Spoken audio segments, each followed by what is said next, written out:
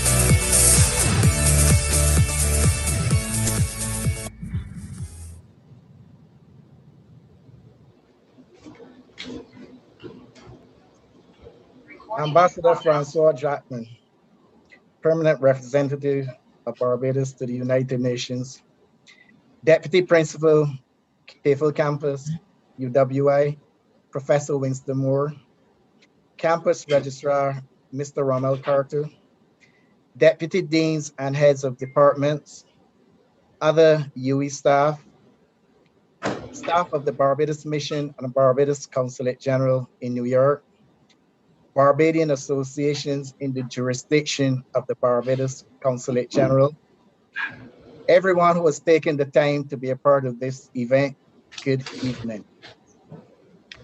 Without question, the University of the West Indies founded in 1948 as the University College of the West Indies, is the most preeminent institution in the Caribbean.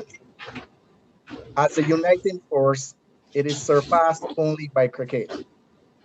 But not even West Indies cricket, especially in its recent forgettable incarnations, has had and continues to have the seismic impact on our countries and people as the UWI. West Indies cricket might retain the fervor, but it is the UWI that delivers the results consistently across the region and in untold ways that build on its enviable legacy while creating new pathways. For a region whose resource is largely its people, no institution has so contributed to building human capital and therefore the development of countries in the Caribbean than the UWI. Its graduates, those who have not become members of faculties, have made other indelible marks throughout the world and continue to make history. I am sure that many of you on this Zoom interaction today are proud graduates of the UWI. To continue its march as a globally recognized institution, competing with thousands of similar other universities and other learning bodies, physical and online, the UWI must not only continue to broaden its appeal with expanding disciplines, but must, by all means necessary, spread the word about its work and worth. We in the diaspora are an essential part of this trust.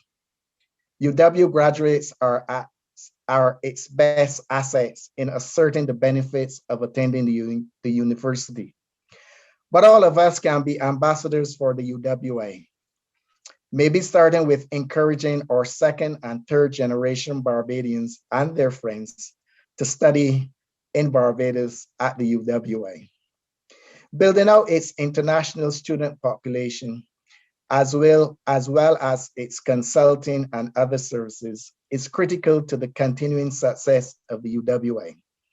As a government's founded institution in the context of the ongoing challenges in the Caribbean, from constant repressive challenges by the OECD to the effects of climate change to the COVID-19 pandemic, which has only added to the stagnation of regional economies.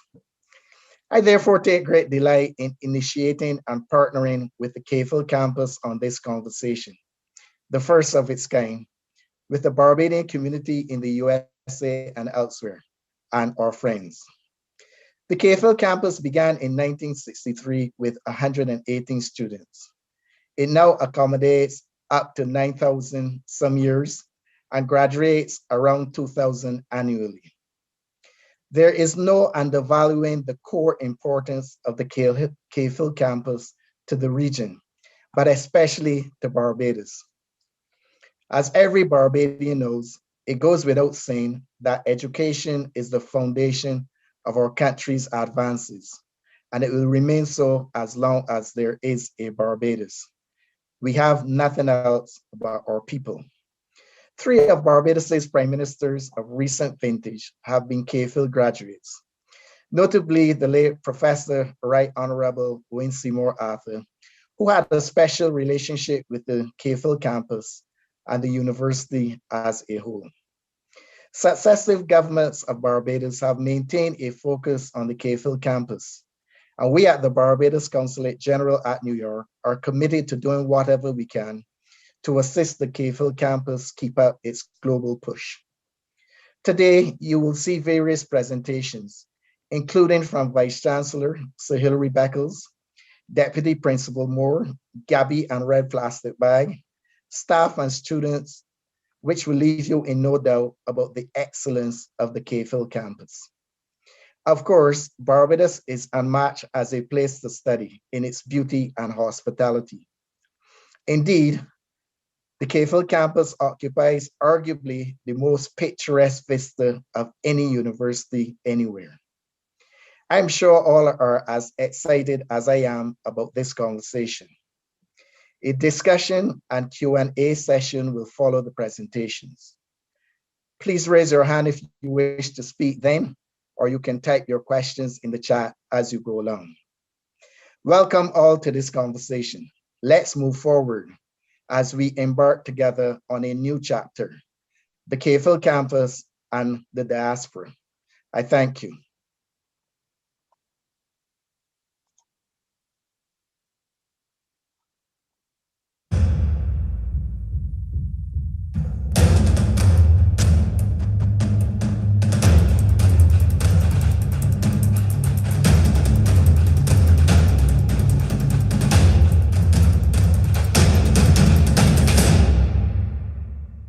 It all began with the dream of a team holding in hand a disruptive 10-year strategic plan intended to rekindle growth in the Caribbean economy. A strategy to refashion an excellent academy, the University of the West Indies, now 7 decades deep in service to its community, with an objective to lead it beyond its historic legacy, to grasp its long-desired destiny. The UWI, a strategy group, 5 campus principals, pro-vice-chancellors, registrars and finance officers, student organizers, ardent administrators and managers, and a vice-chancellor. Backed by 17 Caribbean governments, supported by tested global partners, over a dozen distinguished universities, and a network of determined development donors. The plan, bold and courageous, was to take it to a place it had never before inhabited, to the top, there to dwell among the best, the world's best. For 5 arduous years, it was prepared to take international ranking tests. It did emerge at the top with the very best.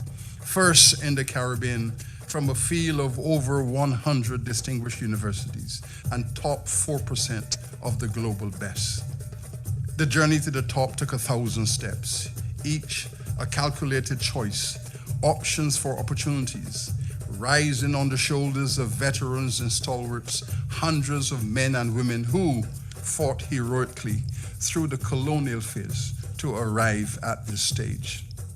Revitalized with a one UWI vision, the UWI was launched upon its next voyage, leaving behind, with solemn celebration, the ancestral university of the prior century.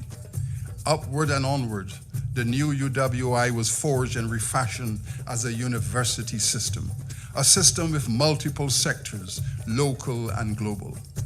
A 21st century university system redesigned to meet the region's future needs, guided by its AAA strategic plan with pillars of access, alignment, and agility, a vehicle for the voyage along the higher education highways of the future.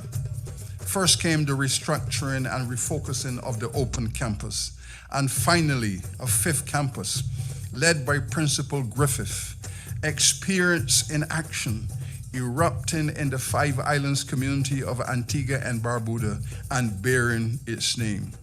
But in between, 8 new global university centers planned in partnership with the best universities.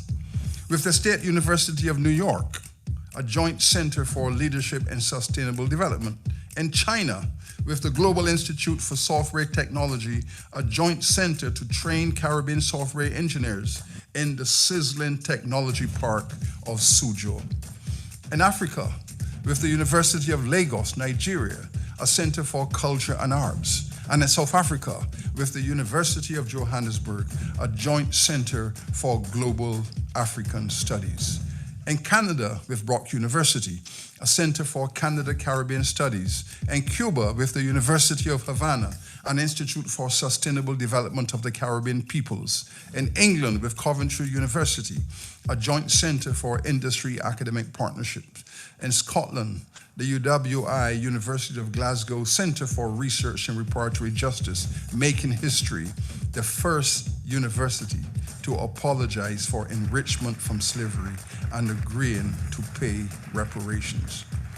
And in the making, 2 new centers, one in the European Union to foster Caribbean post-Brexit interests, the other in South America, in Colombia, a joint teaching and research project at the University of the Andes. Finally, UWI rose as a founding partner in the 10-member University of Miami-based Hemispheric University Consortium, an online strategy to revolutionize research collaboration across the hemisphere. The UWI system then is a re-engineered global enterprise rooted in the Caribbean with a Caribbean mandate. While forging a bright future, it is sweeping away the dark colonial past. First, it institutionalized a gender policy, empowering and celebrating women within the system. Then Milner Hall, symbol of a celebrated imperial apartheid era, now erased and renamed by resident students, Freedom Hall, a lesson in liberation. Repatriated to regional justice, the role and function of the Queen of England as our visitor. Finally, a Center for Reparations Research and the P.J. Patterson Center for Africa-Caribbean Advocacy, established to promote and guide the completion of the decarbonization process. The UWI system, a new academic enterprise, transformed to better serve and sustain the transformation of the Caribbean region.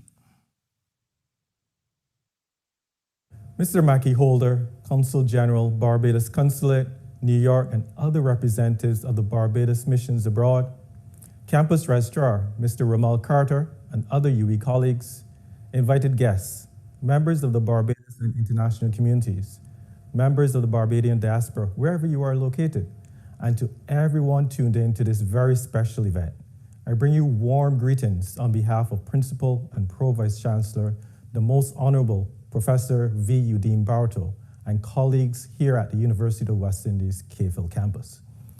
I'm Professor Winston Moore, Deputy Principal of this very beautiful campus in Paradise, which we will call our Campus by the Sea. I first wish to thank our colleagues at the Barbados Consulate in New York, namely Mr. Mackie Holder, Consul General, not only for conceptualizing and hosting this event, but for initiating this program for partnership and collaboration that we believe will help to advance the mission of the university and, by extension, our host country, Barbados, and the wider Caribbean region. This initiative, which has led to this evening's event, signals a range of exciting new possibilities for sustained engagement with the diaspora. Increased presence of members of the diaspora as visiting scholars and as students on our campus, whether short-term or for full degrees, and enhance opportunities for establishing funding and investment partnerships.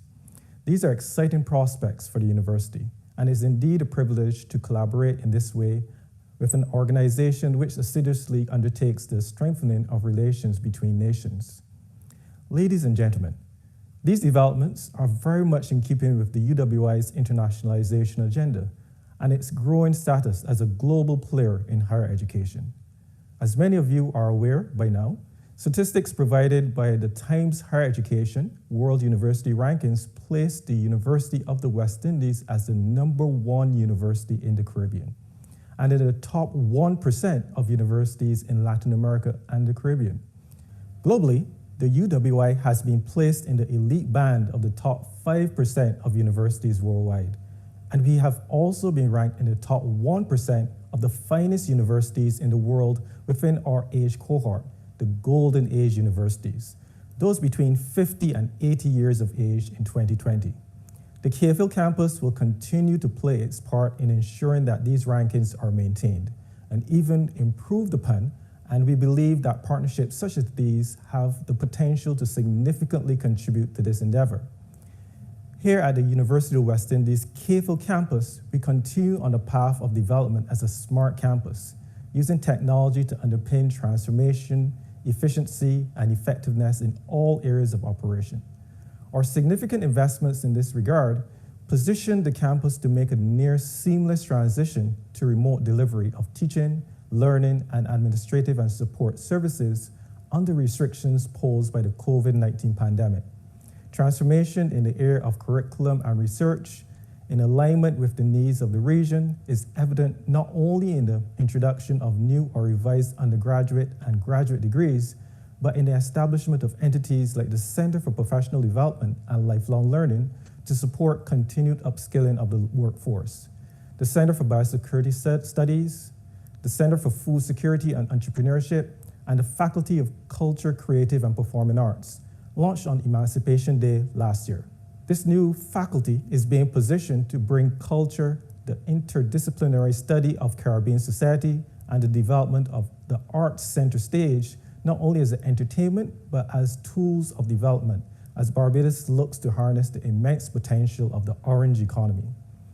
Indeed, in the area of cultural studies and the promotion of wide appreciation of national and regional identity, the CAFL campus has embarked on a number of initiatives, several of which we believe would be of particular interest to you in the diaspora, and which could benefit from your support.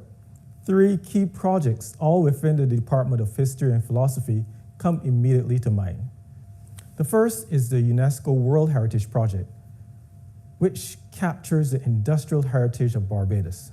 This project is currently at the research phase, and one of its key outputs will be a dossier to accompany the application for a second UNESCO World Heritage designation for Barbados. The second project is the Dictionary of Barbadian Biography. This is a compilation of over 600 biographies of outstanding Barbadians who have made a contribution beyond their immediate circle, from the 1640s to 2006. This is due for publication this year. I'm certainly looking forward to reading it, and I encourage you all to secure your copies as well. Finally, I highlight the Oral History Project, which is creating a repository for oral history of Barbados and the Caribbean, and a digital platform for dissemination of its contents. Currently, oral histories on the Caribbean political icons, local politicians and civil servants, and university administrators are being compiled and are in the process of being digitized. This is an ongoing project which could benefit from funding and support. Ladies and gentlemen, the CAFL campus is a vibrant and exciting intellectual center, a hub for teaching, policy development, and research aimed at addressing critical issues facing Barbados and the Caribbean region. We are the experts on the interdisciplinary study of Caribbean history and civilization, Caribbean economic and social development, Caribbean culture and environment, Caribbean institutions, and all things Caribbean. We are an excellent global university rooted in the Caribbean. We look forward to welcoming many of you, including the second and third generation children of the diaspora, to study with us. You can come as study abroad students for a semester or a year. You can come for undergraduate degrees. You can come for research degrees under the guidance of the region's top scholars and experts. We're excited about this new partnership with the consulate and by extension with you in the diaspora and the many possibilities it offers. I invite you now to enjoy the remainder of this first segment of this evening's program as we introduce you more intimately to our beautiful campus by the sea. Thank you for joining us, and I look forward to engaging you during the discussion segment to follow. Thank you very much.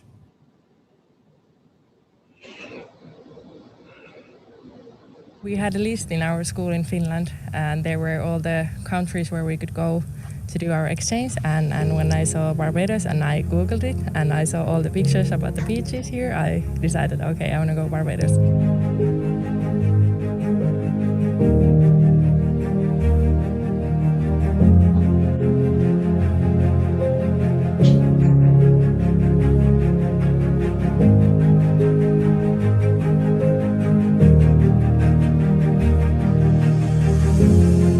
I came here because of the language. I wanted to improve my English. I would like to work in an international company.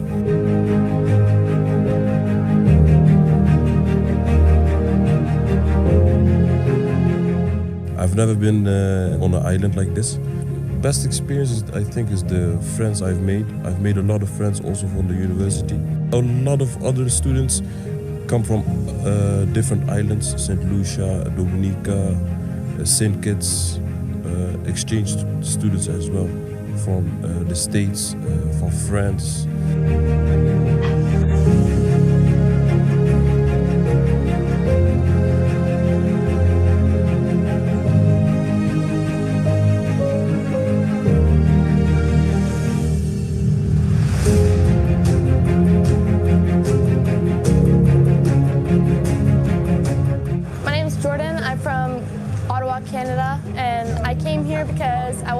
away from the cold, and I want to experience the culture.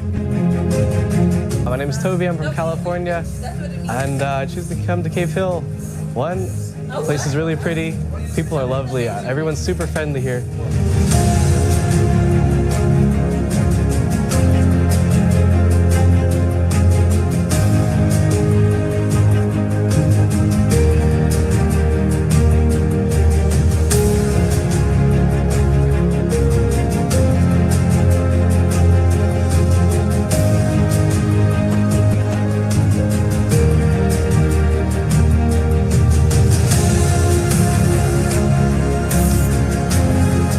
Last year, two friends of mine, also back at the university, came here too. So they told me all the great things about it. It's also hard work, but it's a nice place, a good university. And also my teachers recommended me because they also know what's going on here. Cave Hill goes beyond academics. If you study here, this could be you on a catamaran organized by the International Office. We're cruising along the coast of Barbados and we're having a great time. As you can see, the sun is out, the water is crisp and blue, and we're about to go snorkeling. This is a wonderful experience. I think this kind of experience are the things where you learn the most, not even about the studying, but life.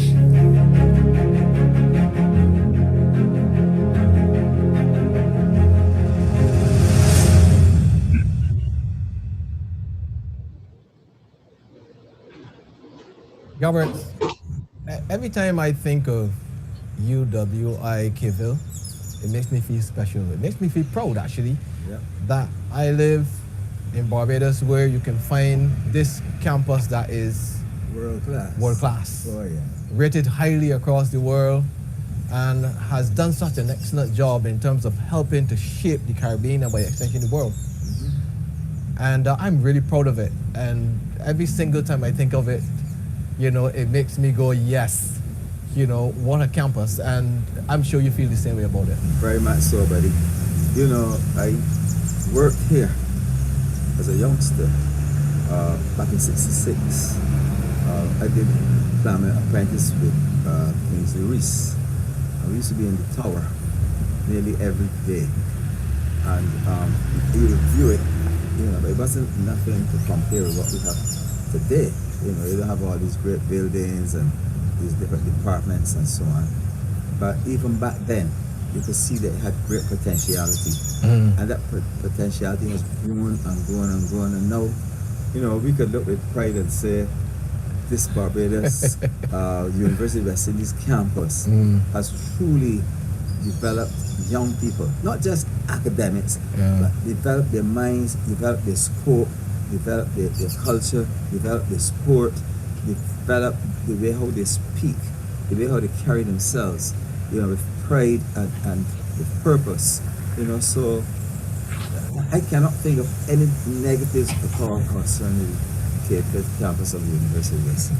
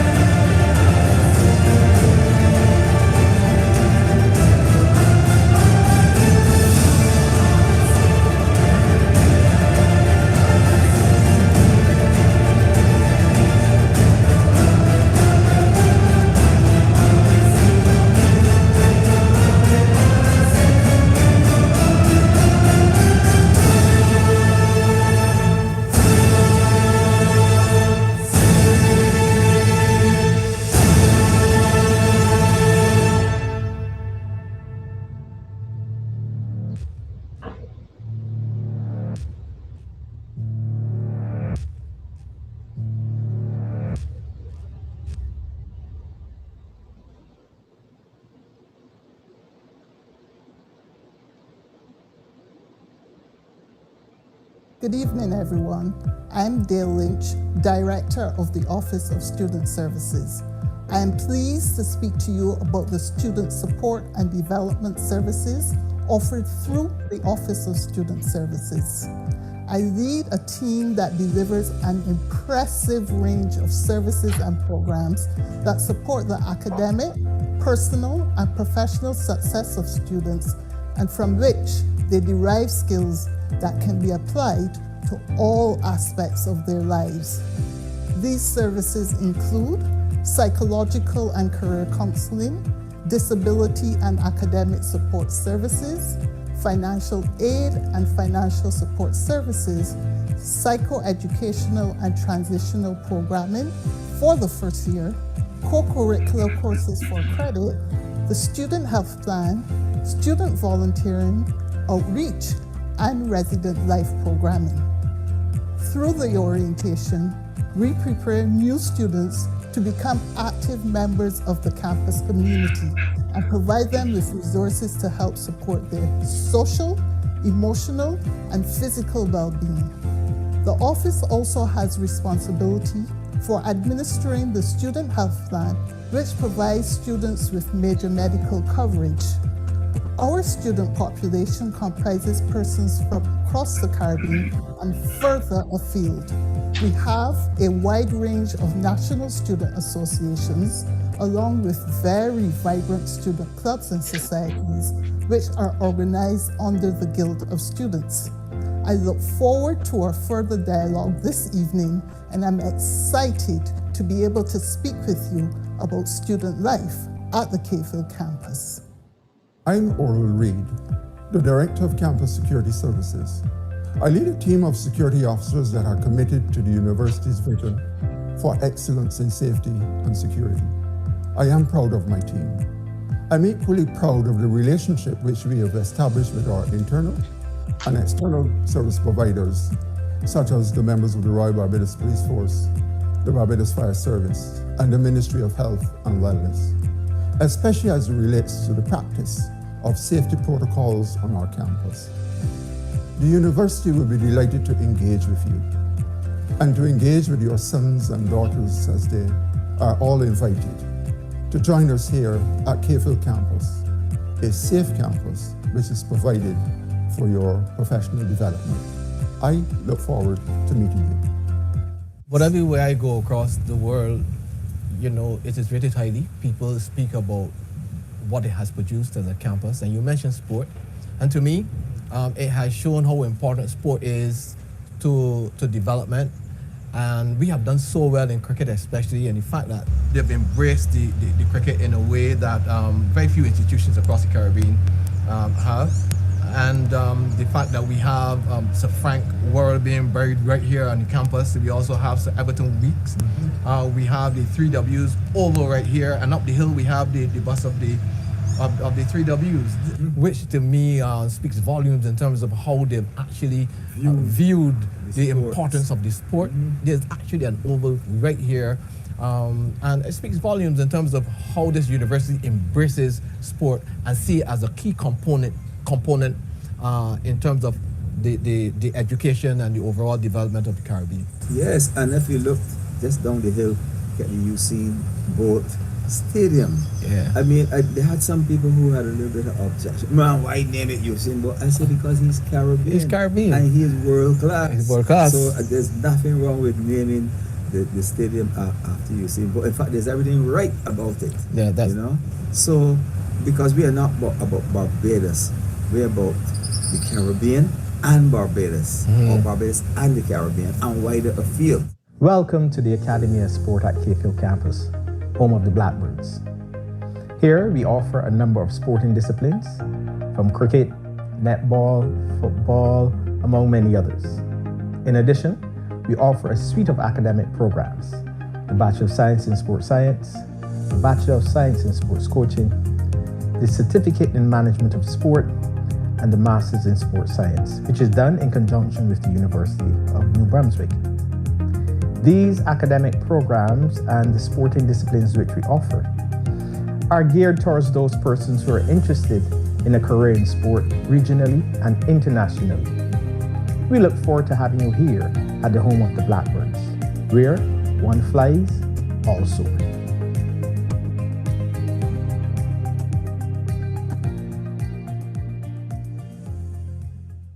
Hi, my name is Akeem Redder, and I'm a graduate of the Bachelor's of Sports Science program from the Faculty of Sport. I would recommend the program because it's very multifaceted. It covers a lot of different aspects of the sport industry, and it equips any individual to be able to branch off into sport. I chose to do this program because of my passion in sport. I've always played sport from young, coming through primary and secondary school, and this program really attracted me because it was the first in the Caribbean at that point in time. And it really helped me to hone my skills as a hockey player and as an academic as well. So that's what really drew me to the program. So being a student athlete there's a lot of pressure of being a student athlete because you have to maintain certain grades and you have to maintain your skill and standard in the sport. For me, my experiences came through being able to travel and study at the same time. So I got professional contracts out of Barbados and I was able to study while doing it. So I think that really helped me in terms of my career now. As a result of the program, I branched off into disability sport or parasport, and now I have my own business in that field. In my business, it's called Include You Sports Academy, and we focus on physical literacy. The idea of the business is to empower persons with disabilities to become more active. And through being more active and being involved in sport, we allow them to have something to look forward to, something in life that they can do other than just going to the clinic or just staying at home. So it's all about empowering individuals and having them to be more confident in their activities. During the program, there was a course especially called Sport for the Global Marketplace. This course was all about creating a sport business. Another course that played a vital role in my career was Sport for Development. And in this course, we had to develop programs to enhance vulnerable communities within our society. Some of my best experiences in the campus games, winning the campus games, definitely being able to travel with the contingent from Blackbirds, and just representing UWI Cave Hill, that was one of the best experiences that I've had. My name is Janae Bridgman Maxwell, and I am a graduate student within the Faculty of Science and Technology.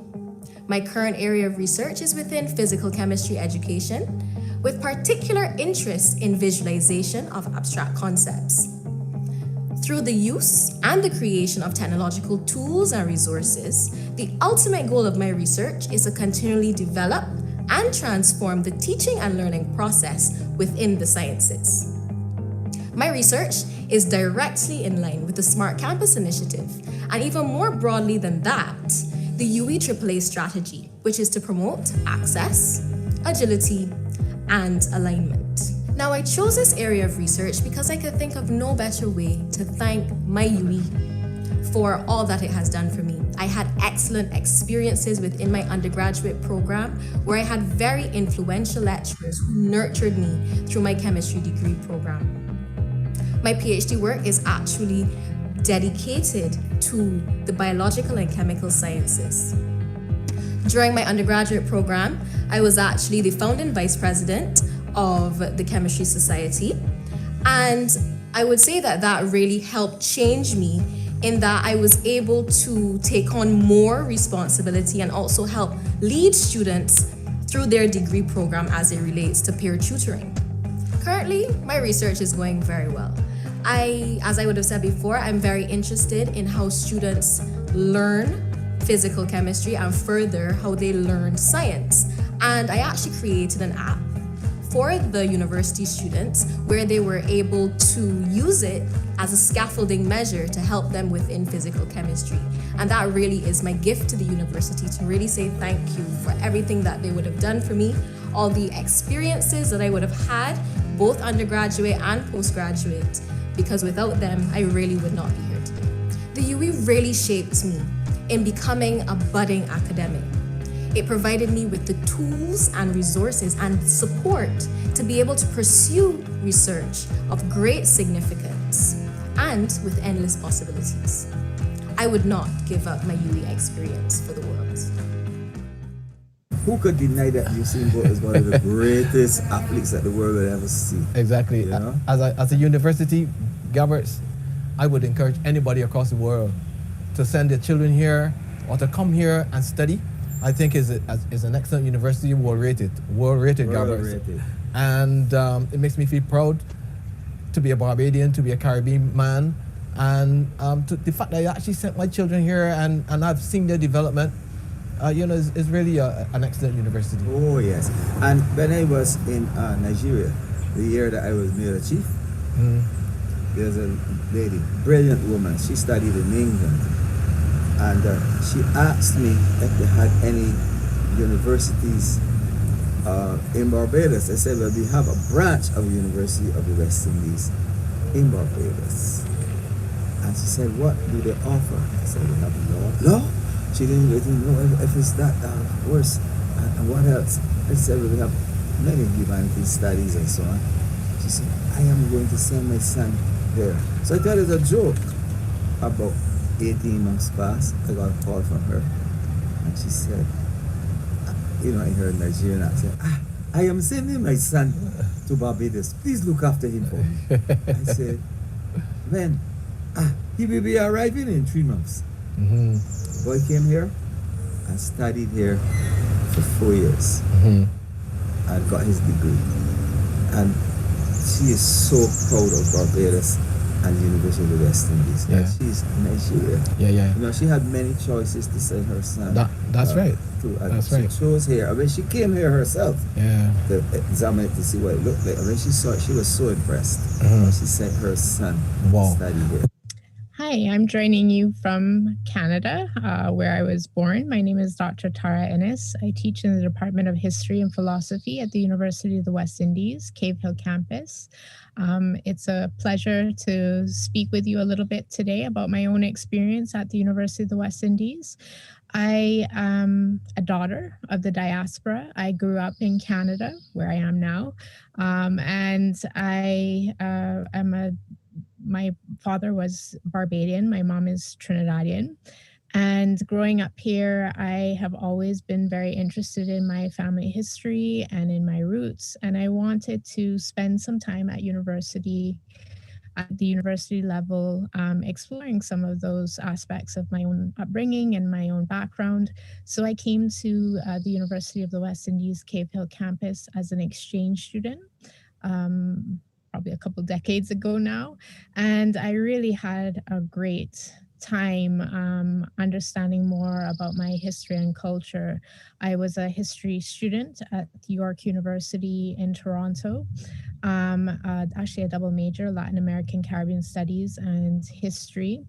And I decided to pursue some more of those history and culture and literature courses at the University of the West Indies Cave Hill campus as an exchange student. And I loved it so much that I decided to stay on. After my degree was done, my first degree was done, I decided to come back to do postgraduate work, and I completed my PhD at the University of the West Indies in Caribbean history. While I was there at the university, I was also able to secure a Commonwealth scholarship that took me to Britain, where I studied more about the history of medicine, which is an area that my PhD research focused on. So I just wanted to share a little bit about my own history and my own background and my real love and appreciation for the University of the West Indies, and particularly studying in the humanities and studying our very, very unique and diverse history and culture. One of the things that I grew up with in Toronto was a little bit of, although I felt very connected in my home environment to my culture, I didn't really feel like it was often reflected in my surroundings. So I really, really valued my exploration of my history and culture and in the Caribbean itself. And I don't think there's any experience that can replace that. And if you are interested in exploring a little bit more about your Caribbean roots, or more about the Caribbean, I really suggest and endorse the idea of coming to study at the University of the West Indies Cave Hill campus.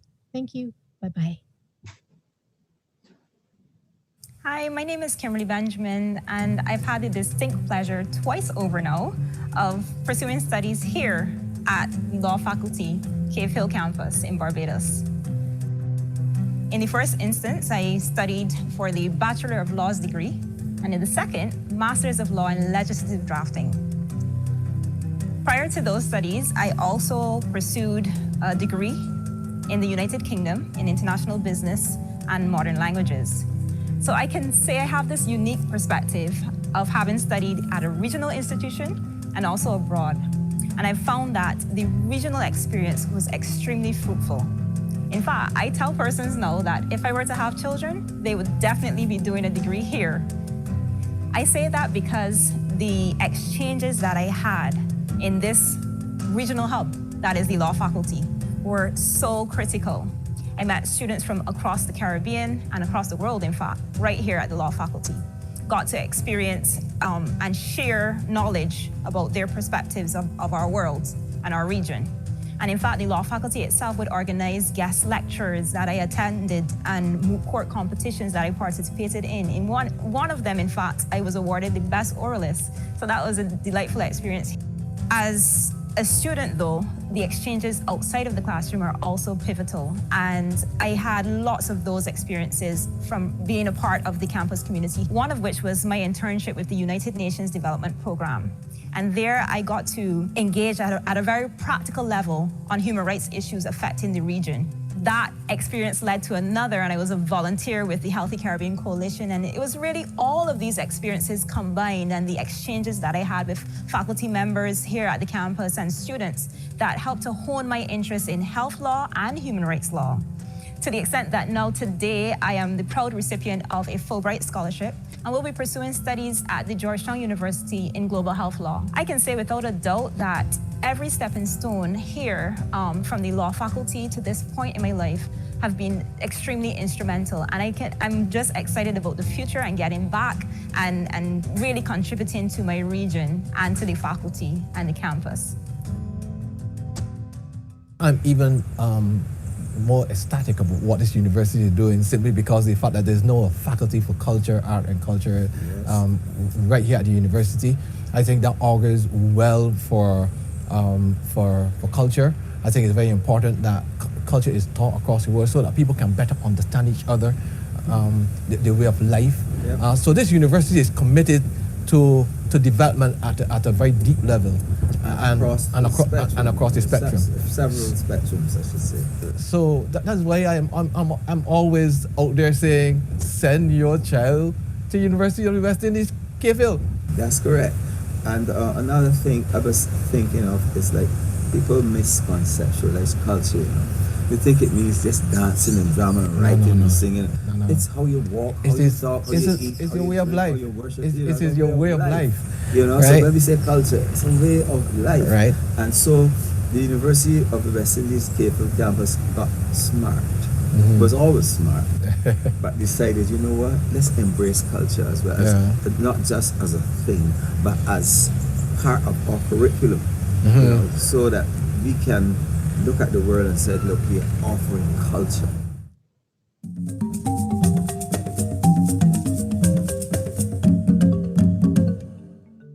Hi, my name is Rita Gay and I'm a PhD candidate at the UWI Cave Hill campus, and I'm pursuing a degree in cultural studies at the new Faculty of Culture, Creative and Performing Arts.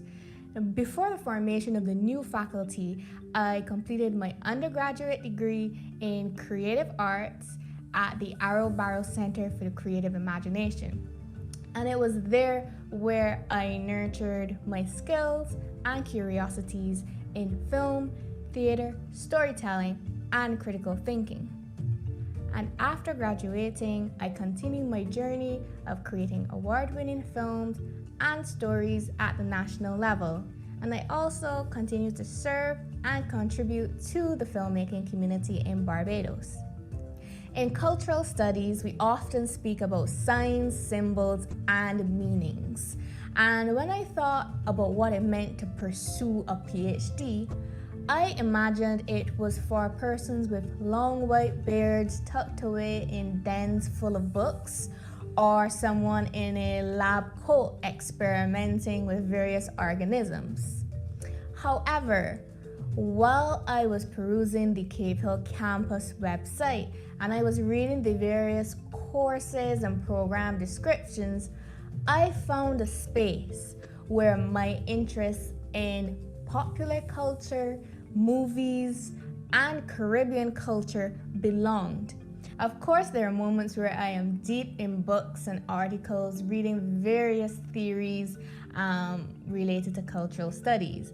But what I appreciate about this program is the opportunities to see the words off the page and in practical scenarios. So far, we've been able to participate in exciting cultural festivals, observed sacred, spiritual, and religious ceremonies, share conkeys and pone in the student lounge as we discuss popular culture.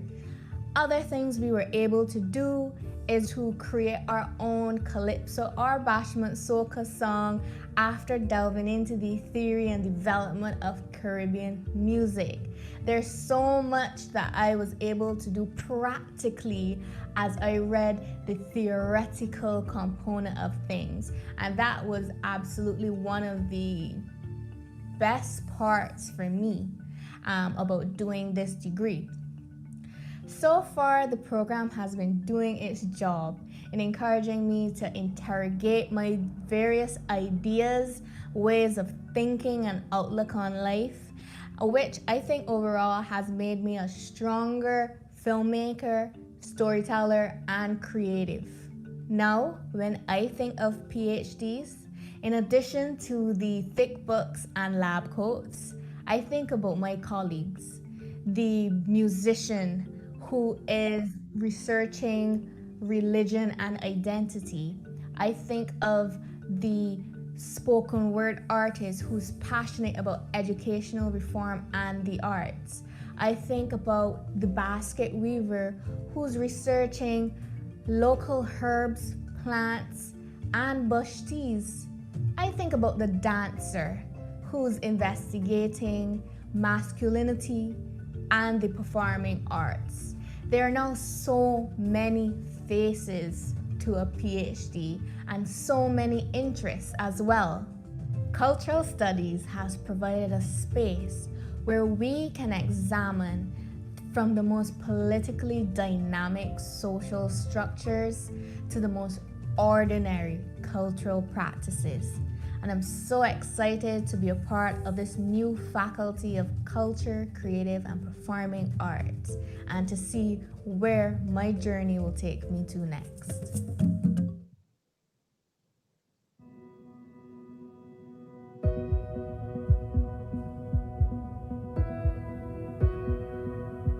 My name is Kenneth Connell, and I am an internist and clinical pharmacologist. I'm also full-time faculty here at the Faculty of Medical Sciences, Cave Hill campus of the University of the West Indies. The Faculty of Medical Sciences enjoys a diversity of space and student body. We have students coming from around the region and indeed around the world, including the African diaspora. The Faculty of Medical Sciences is triple accredited, including the National Council for Foreign Medical Education accreditation from the Department of Education in the United States of America. The diversity experience within the faculty adds to the assimilation of our many programs offered, including our accredited MBBS program or medical degree. Additionally, there are programs in the Bachelor of Health Sciences, as well as the newly developed Bachelor's in Nutrition and Dietetics. During the first 3 years of the MBBS program, you will be located on campus in a traditional student environment with laboratories as well as large classrooms. The final 2 years of the MBBS program are clinical and are located at our associated teaching hospital, the Queen Elizabeth Hospital, which is about 10 minutes from the campus. Students rotate in various rotations, including my own rotation of internal medicine, as well as surgery, obstetrics and gynecology, psychiatry, and community medicine. So how does the MBBS program allow you to return to the United States? Many of our students who have completed the MBBS program write the USMLE examination and competitively apply for posts in residency in various specialties in the United States. American citizens who come to Barbados and are part of the MBBS program have the option of doing the USMLE exams during the course. On completion of these exams, you can competitively apply for positions within the United States as international medical graduates. The Faculty of Medical Sciences has been involved in community engagement at many levels, from volunteering in civil society organizations such as the Regional Healthy Caribbean Coalition and the local Heart and Stroke Foundation of Barbados. Both staff and students have played a central role in the COVID-19 response in Barbados. They have been part either as frontline workers or as part of the national vaccination effort to combat COVID-19. The Faculty of Medical Sciences also enjoys several relationships with our colleagues in the United States of America, including with Yale University and SUNY University as well. As the inaugural governor of the American College of Physicians Caribbean chapter, the largest organization of internists and students in the United States and indeed around the world, I am proud to be a member of the Faculty of Medical Sciences, the University of the West Indies, Cave Hill campus. So finally, I want to welcome you to the Faculty of Medical Sciences and welcome you to Barbados. You will also have the opportunity to immerse yourself in a diversity of experiences in our health landscape, which are relevant to both the African diaspora and indeed our entire world.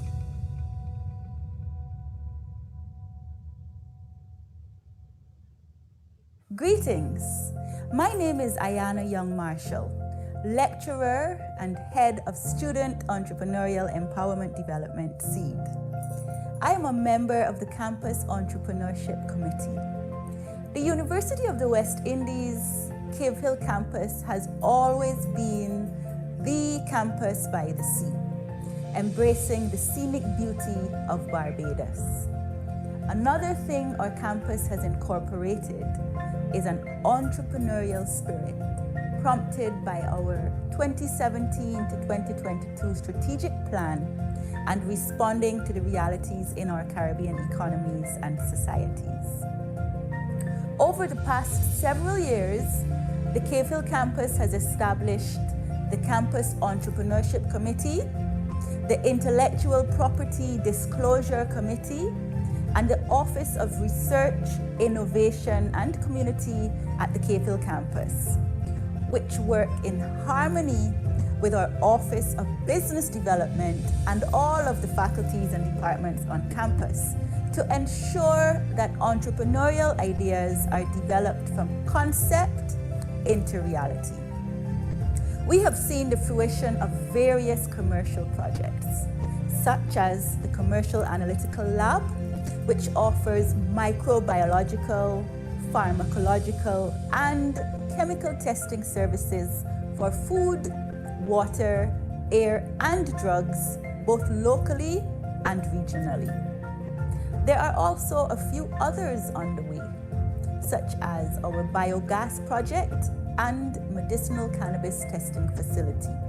The campus community has ably demonstrated our ability to create and harness knowledge for the common good and drive innovation and entrepreneurship. This is borne out by a number of viable projects designed to meet identified needs within our communities.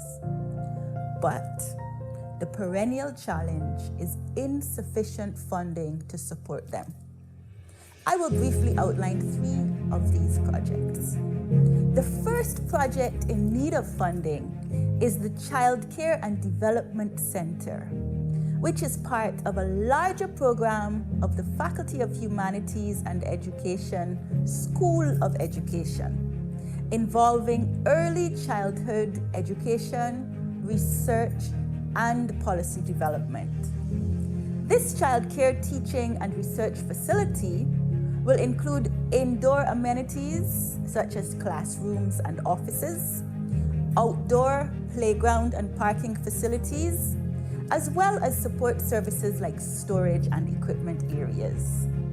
The project will serve parents as they continue to pursue their studies and careers and develop future childcare professionals using the knowledge and skill set of our School of Education. The second project, which needs financial investment, is in physical health and addresses the high incidence of chronic non-communicable diseases. The Faculty of Medical Sciences has developed a low-calorie diet initiative, also referred to as the Diabetes Reversal Initiative. The aim of this project is to produce low-calorie meals specially designed for those suffering from diabetes and hypertension. This proven diet causes these ailments to go into a state of remission. The success of this project will significantly reduce the current strain on the national health system and save lives. The third project is the UWI Tours.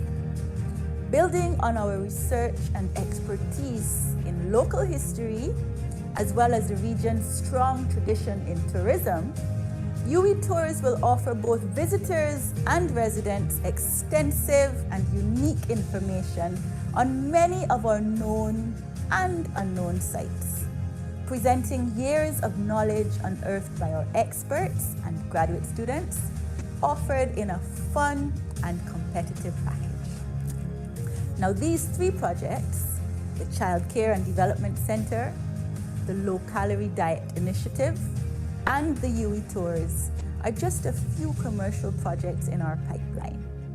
If you would like to hear more about these and other projects and how you can support the Cave Hill campus through donations, grants, and investments, please contact our Business Development Office. We are looking forward to hearing from you. Thank you. I feel proud of you, Lucy, myself, in that you, as you know, we both receive our doctorates from here and so on. And it has stood me in good stead. Yeah, of course. I don't mean stead well, you know. Well, you know, and another thing about the fact that Cave Hill is right here in Barbados is the stability of Barbados in itself as a nation and as a country augurs well for a university like this. Here in Barbados, we are this is a very stable country that benefited over the years from good leaders and so on. So this campus is well placed in Barbados. Cave Hill is well placed in Barbados, and the campus itself is safe.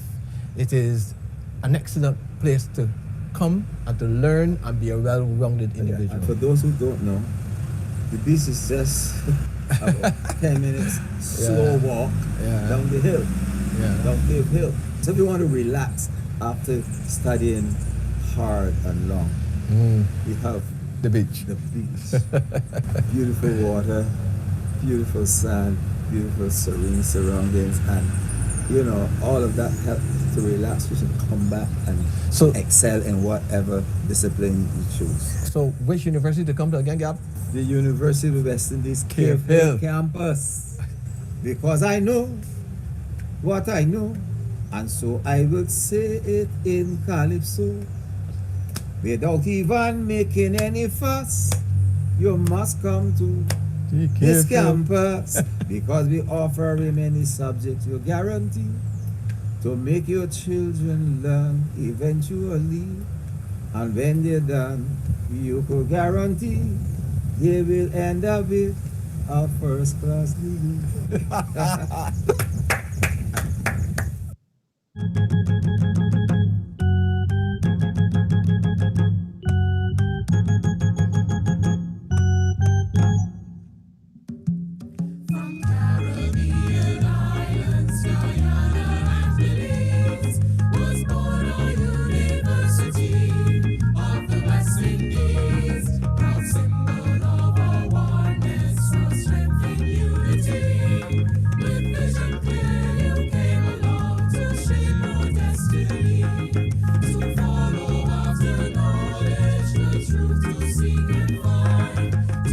Just love and just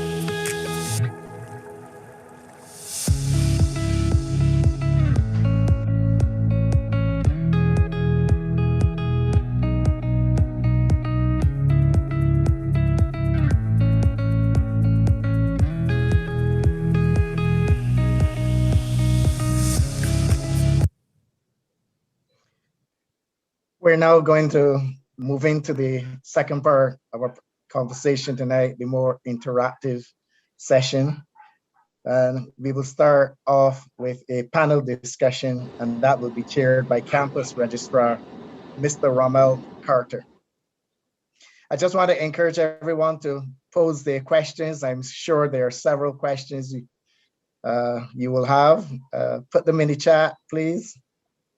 And later you can raise your hand if you want to intervene. Thank you. Thank you, Mr. Holder. Ambassador Francois Jackman, Consul General Matthew Holder, Deputy Principal Professor Winston Moore, campus colleagues, Barbadians at home and abroad, good evening. And it's my pleasure to invite my colleagues to converse with you this afternoon.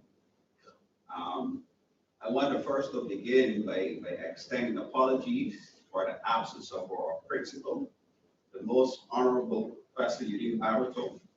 She sends her greetings to you. She's off representing the campus at another very important event, and so she could not be here this afternoon. We are very, very excited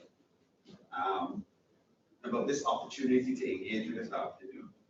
And we have assembled a team of very dedicated individuals to answer your questions and to share interesting and important information about the campus with you. Before I introduce the panel, I want to say a special thank you to Mr. Mackie Holder for making this event possible.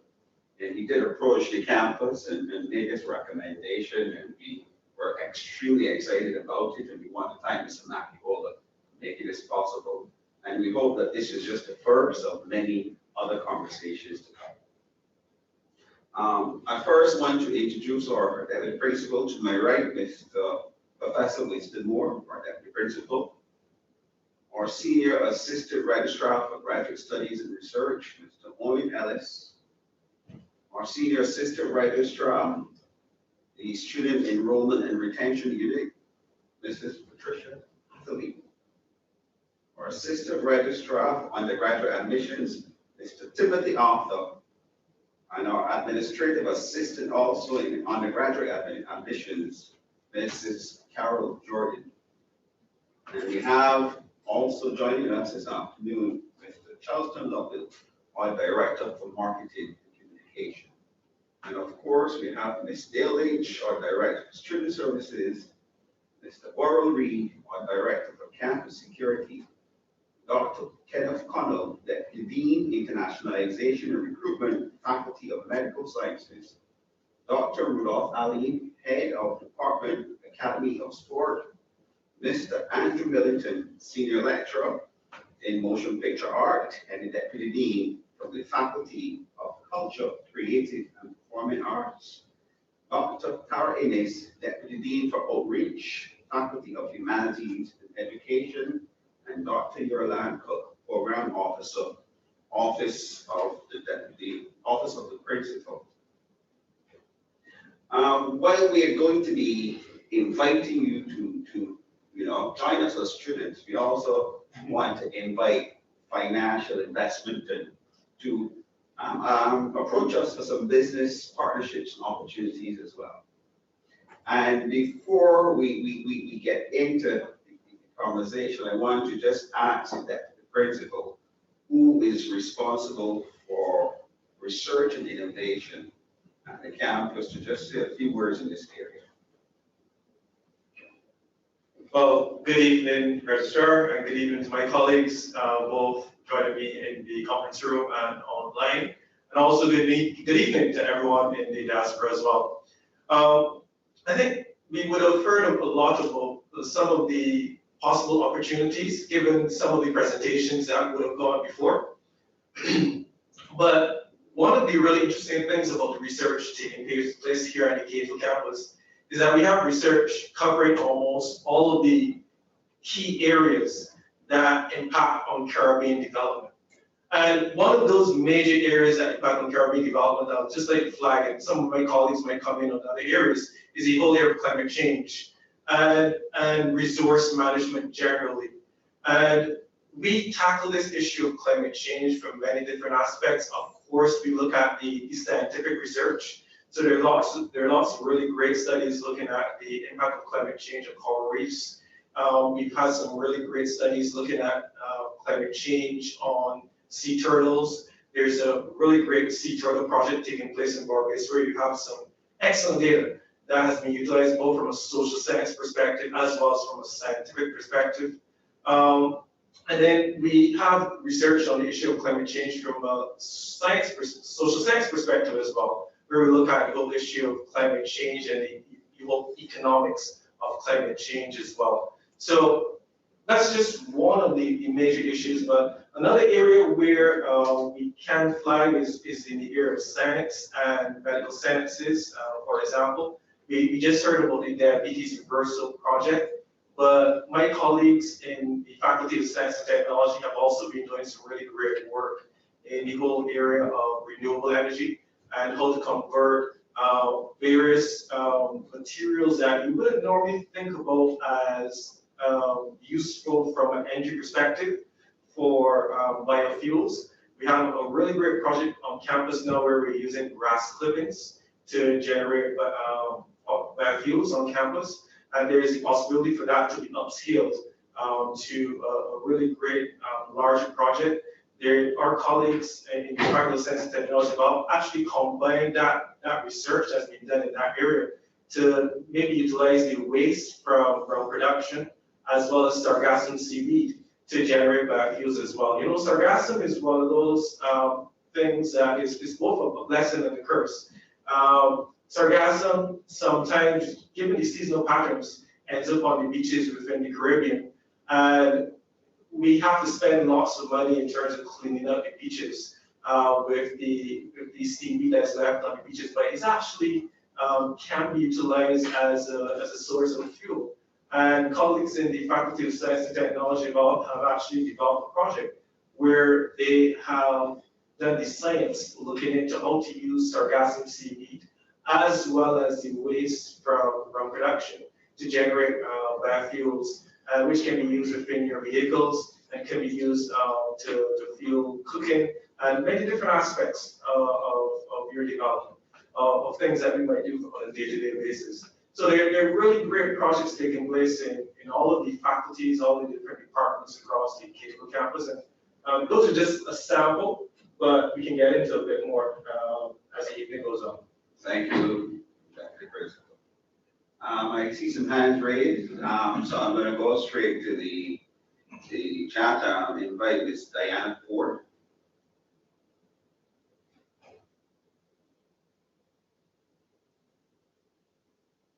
So you can pose your question or make your statement.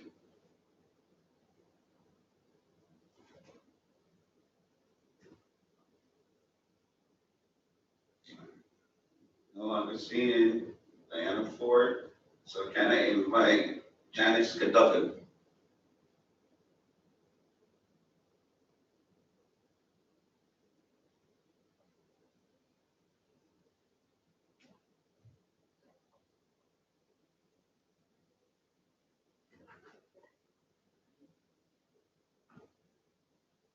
While we're getting Janice ready, just to say to you that the KFL campus, we like to describe this campus as a village campus. And you know, the Barbadians would say it takes a village to raise a child. And we believe that it takes a village campus to create a well-rounded graduate. And so when you do register as a student at the KFL campus, we certainly know you by name. And we look after you through your entire stay at the campus to ensure that you not only enjoy your stay, but you graduate successfully. And so we do look forward to welcoming you students to the KFL campus. Janice, can you go ahead?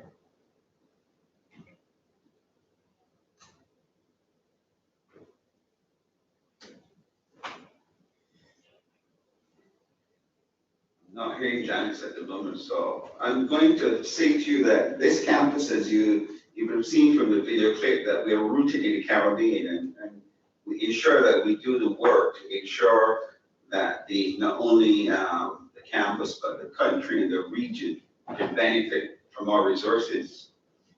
We've done some fantastic work over the last year and a half in the area of assisting with the COVID-19 pandemic. And I'm going to invite our Dr. Connell to just give you an overview of some of the work that we've been doing over the last year and a half in terms of assisting the government of Barbados in its fight against COVID-19. Thank you, Registrar, and good evening, everyone. Special recognition to the Consul General for your very kind invitation and creating this space and opportunity for us to speak to you about our campus and our faculties. So as the Vice Chancellor, I recall, started his introduction by saying the campus began with disruptive thought. The Faculty of Medical Sciences continued that disruption. We were the first faculty for the inaugural campus as a what would be considered now an offshore medical school, the University of London. And we continue that tradition, and we continue to, up until today, in our response to the COVID-19 pandemic. This is obviously not something that we sat and were able to plan for months on end, but something that we had to respond to in real time, and it showed the agility of the expertise available. In particular, our public health experts. One of the reasons why Barbados and the Caribbean has done a commendable job in our response to the COVID-19 pandemic has been a very strong public health network and scholarship in public health. You could argue that this pandemic was really had several dry runs with several infectious diseases that have afflicted the region. And so every year we're constantly responding to them. The architecture is therefore in place. So things like contact tracing, we were already experts at. We then became involved in statistical modeling, and our faculty in the areas of epidemiology and biostatistics provided modeling data for the Barbados government, allowing them to predict spread of disease, as well as to institute various lockdown measures and of course removal of lockdowns as the pandemic continued. We also played a central role on the front lines. Many of our faculty, including myself, were involved in the COVID response in the management of a novel illness. As an internist, we kind of like novel illnesses because we get to experiment. But this was experimenting with a very dangerous disease. And so there was the need for both organized thought as well as documentation of what we were doing. And so we like to think that we've also contributed as a university to the way COVID-19 is managed. Take, for instance, colleagues at the Mona campus who joined us we were the first, we think, to highlight the ventilation techniques used in COVID might not be the best techniques used. And so the rest of the world followed this recommendation, and we manage these patients a lot differently now. Of course, the next step in this pandemic's fight, besides the public health measures that I would have advised on my colleagues, has been the creation and dissemination of vaccines, not in the region, in the much wealthier north, where you are joining this presentation from. But of interest to us, of course, has been vaccine equity and availability, and the monitoring of the vaccine rollout for side effects in small island developing countries like ours. And so we've done a lot of work with the Barbados government as well in our vaccine rollout. In fact, the campus medical students have been part of the vaccination teams in capturing information on people who have been vaccinated. So in summary, then, I like to think that we have been an integral part and will continue to be an integral part in what has been the largest threat to our national development and stability certainly in my lifetime, in the lifetime of all of us here on the panel, the COVID-19 pandemic. I am excited at what medical sciences will offer to the next generation of health landscapes in our region. In other words, how will we build back not better, but how will we build back differently, completely, to create a space that will allow us to address not just pandemics, but NCDs, problems resulting from climate change and health, and all the many things that we don't know as yet, and therefore add to our agility. Thank you, Registrar. Thank you, Dr. Connell. We're going to go back to Janice Duggan now.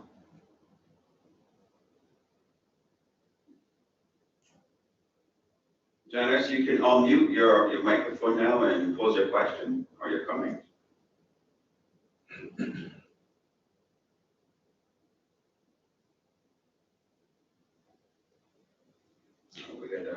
come back to Janet.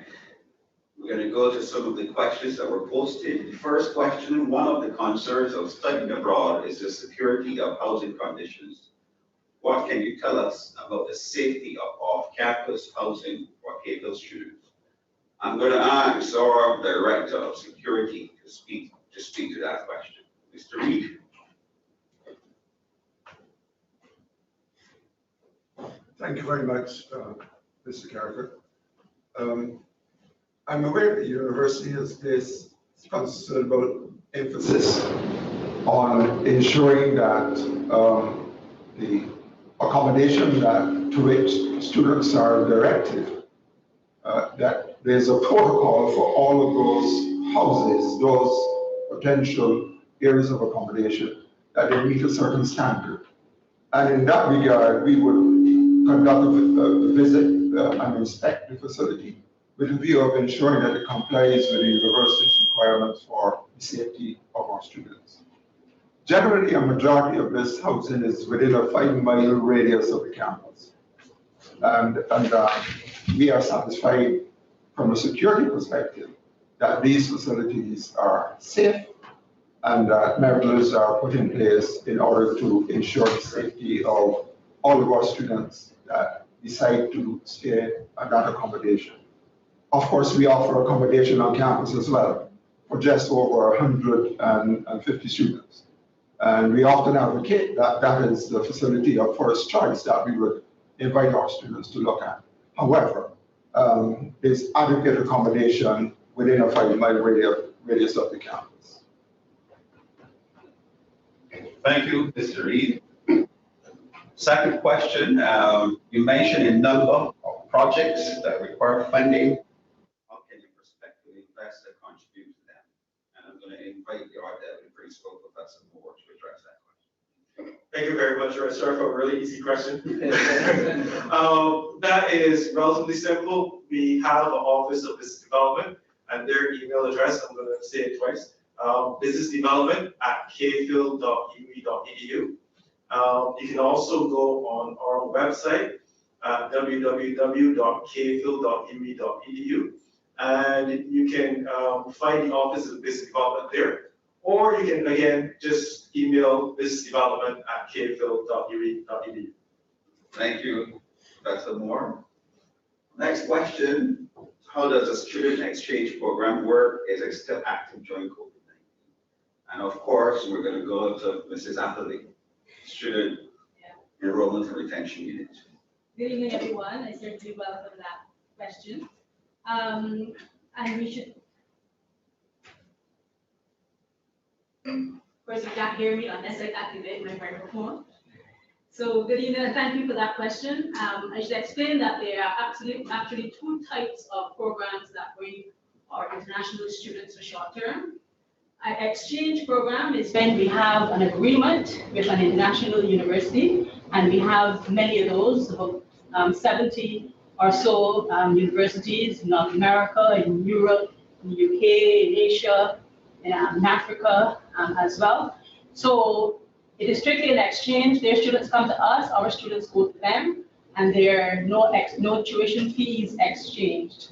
But then we have study abroad agreements as well, where our partner institutions send students to us, but we don't necessarily send students in the other direction. And then they pay us a special fee, especially agreed fee that is lower than regular program fees. So a person can also come to us outside of any kind of agreement. So we have students that come, we call them free movers or free moving students. And all you need is the approval of your home institution. And that usually comes very easily because we are an accredited, fully accredited institution with a global reputation.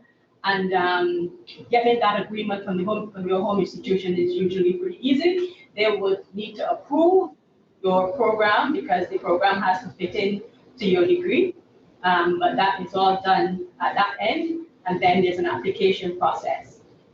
So if you're anyone who's really interested in study abroad with us, or coming for a full degree program, just send us an email at SERU, S-E-R-U, that's short for the Student Enrollment and Retention Unit, and it's easy to remember, seru@capehill.uwi.edu, and we can send you all the information that you would need to come and spend a semester or a year. Your question, if we are still having study abroad or exchange now in the COVID environment, and the answer is very much yes. Barbados has done very well in containing COVID-19, and our campus is really looking forward to going back to largely face-to-face delivery, with some hybrid elements, of course, in this coming academic year. We've already closed applications for exchange for semester 1 on April 15th, but I'm sure that many of you are thinking of coming for semester 2, which is the winter semester,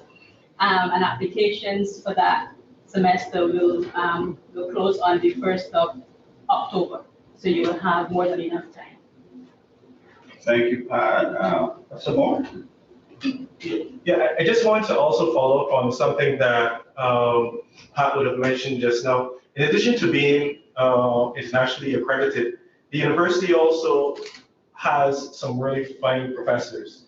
And that is normally what encourages someone to come to any university.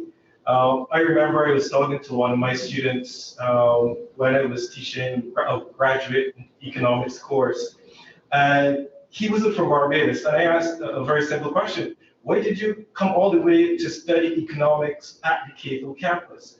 And he said he went to the economics website and he saw all of these professors. And he saw the professors are publishing in international journals.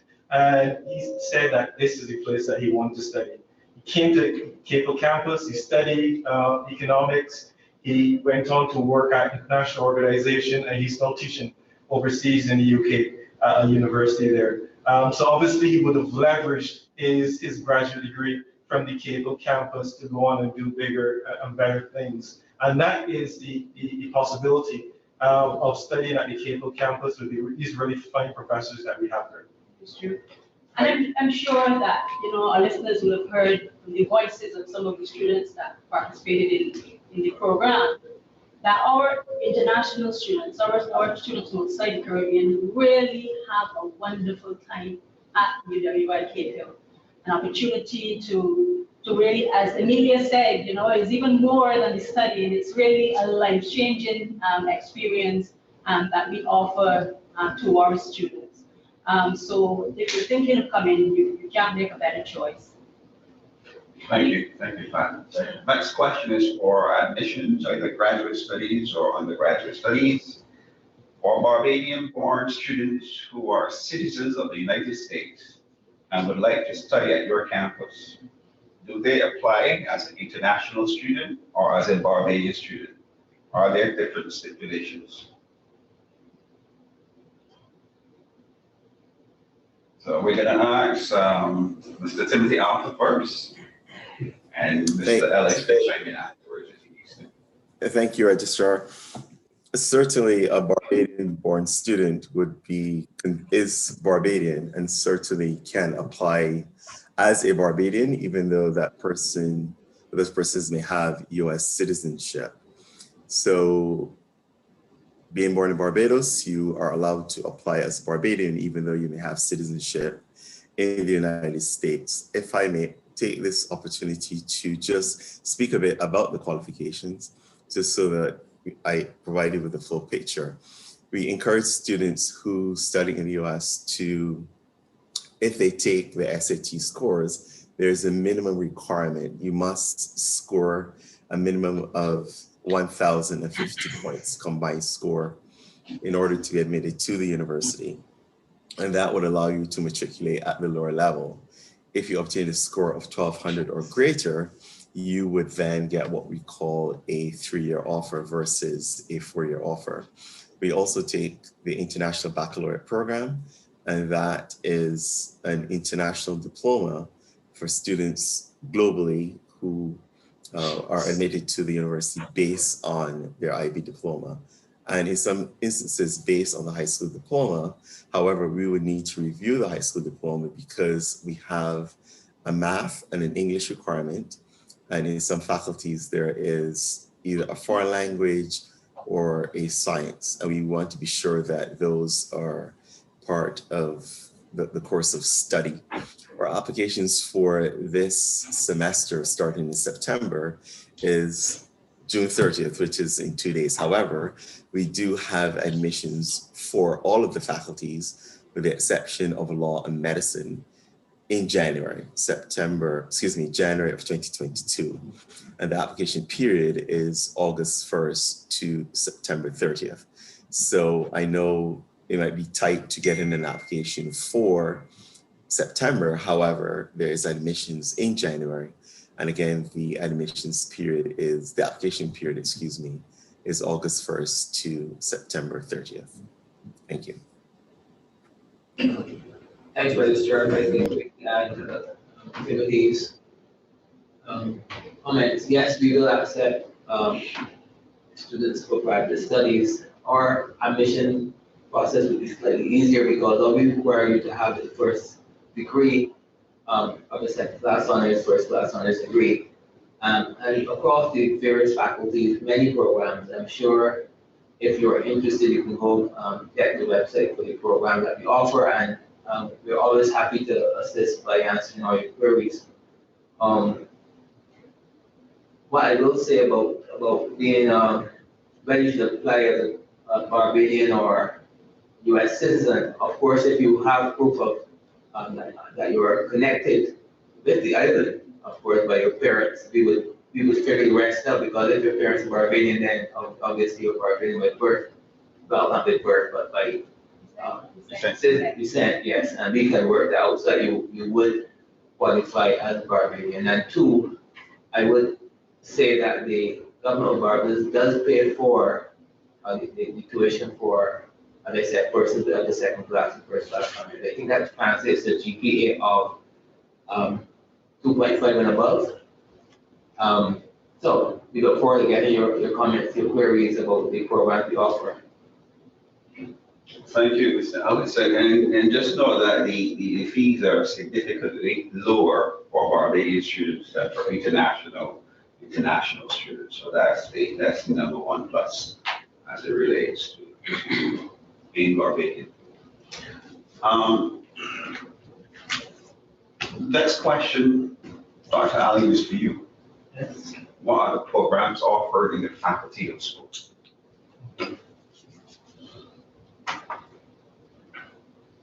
Good evening, everyone. Ambassador, the programs in the Faculty of Sport are a Bachelor of Science in Sports Science. This year we're starting a Bachelor of Science in Sports Coaching, and we also have a Master's in Sports Science too as well. And that degree is offered in conjunction with the University of New Brunswick. In the coming year, we're looking to also introduce another undergraduate bachelor's degree. I'm not going to tell you the name of that yet. I'll let you know that as soon as it's approved. And we're also looking to introduce the PhD and a couple other master's programs too as well. There's also a certificate program at the master's level and one at the undergraduate level too as well. Thank you. Thank you, Dr. Ali. Next question is for you, Dr. Cottle. Cuba is the jewel of the Caribbean, maybe the world, in terms of biotechnology. Is Barbados doing any work with Cuba regarding vaccines? If so, what is the relationship? Okay, so let me try to answer the question as politically correct as I can. So the Cuban government, of course, has been an integral part in our COVID response. Many Cuban nurses have been here as frontline workers. And of course, we always have exchanges with Cuban doctors as well, practicing in various fields at the hospital. Vaccines, however, represent a special type of intervention, of course, because the organism is humans from phase 3 trials, and therefore it's regulated by a different process. So the answer would be, in order for the campus to be involved in a study like that, this would have to be approved by the National Institutional Review Board, which has representation from the UWI as well, for the vaccines to be, if you want to call it, piloted in a phase 3 trial. I do understand now recently Cuba has published data from their phase 3 trials.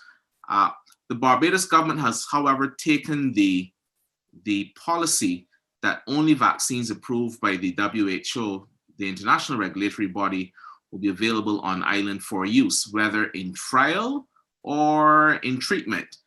So therefore, the short answer is no, we haven't, but it is also very difficult, if not impossible, for us to, simply because of the regulations around vaccines, and not just in Barbados, but in any territory. Thank you, Dr. Connell. And we're going back to Mrs. Appley. Where can we find the information on the website regarding the programs that are offered? Well, we have, again, that is simple. Oh dear. Again, that's another simple question. That's all available on the admissions website, admissions page of our website. So that would be www.kphil.uwi.edu/admissions. And that admissions link will take you to applications where you can see programs for all levels, that would be undergraduate, postgraduate, continuing and professional education. So it will be that admissions page is where you can see all the programs that are available. And of course, the faculty websites as well. So when you go to that, in fact, that's probably the best place to start. When you go to the KPhil website, you will see faculties and institutes as one of the items in the menu. And when you click on that, then you can browse any faculty in which you have an interest, and you can look at their programs, see the content, the course outlines, and what is involved in the study of those different programs. So that's probably the best place to start. And then when you are ready to apply, that's when you can go to the admissions page. Thank you, Pat. I'm going to invite our Deputy Dean, Mr. Andrew Millington, to share some information with you about the Faculty of Culture, Creative and Performing Arts. Thank you, Mr. Carter, Deputy Principal. Diaspora, I am excited because this new faculty, which began last year, August 1st, began as an amalgamation of the area of cultural studies and what was known or is known, still known, as the Arrowbarra Center for the Creative Imagination. The Arrowbarra Center was, or is, I should say, a center which is devoted to creative expression. Under the faculty, what has happened is that we have become closer connected to the examination of cultural identity, which forms a very huge part of creative expression. And so our students in film, in dance, in theater, have been exposed under the creative arts umbrella. Over the last year, we've been working to transform our curricula so that we remain globally competitive. So first of all, we've introduced music with education, and we're seeking approval for a full BA, BFA in music. There'll be a BFA in film. There's already a BFA in dance. And of course, theater will follow. Why do I highlight these? Why am I excited about these? Because I think we have reached a stage where we are beginning to understand that part of our understanding of ourselves, part of our understanding of the culture that surrounds us is, on the one hand, in the creative experience, but yet the production of culture is a very critical part of Caribbean life. The deputy principal was talking about all the exciting work and research that was being done with regard to climate change, which is, of course, within environmental science. Some of our students actually take these courses and begin to do their own research, going out into communities and finding unique ways of communicating what they have learned in these areas, in communicating with their peers. When I say peers, persons who are like them, who are young, who are interested in the future, and who are interested in contributing to that future. So essentially the importance of cultural studies and the importance of having that foundation gives us also a very wide view of the world and the interdisciplinary need for focus on things like history, literature, as I said, science, and culture is where I think it all comes together. And it is very important, I think, that we begin to see culture as actually being the center of who we are and how we choose to express ourselves, how we choose to build the future. I look forward to any questions you might have. The important thing is, especially with the undergraduate degree, when you have the opportunity to be creative, you're actually putting yourself in a situation where you're learning to deal with problems and you're learning to find avenues to express solutions to those problems. Thank you, Andrew. And a question, is there a music program at the Cato campus? There is, and I see you smiling because I know you're excited as well.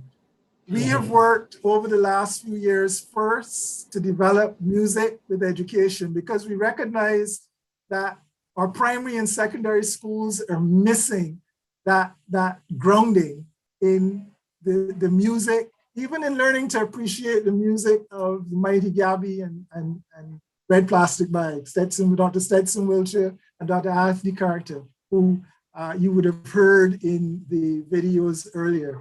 What this means is that we are extending the learning opportunities. We are extending the tools for our students to improve on their education. And music is a vital part of that cultural aspect of education. And that's why we move first with that one. We're seeking approval for a full music program.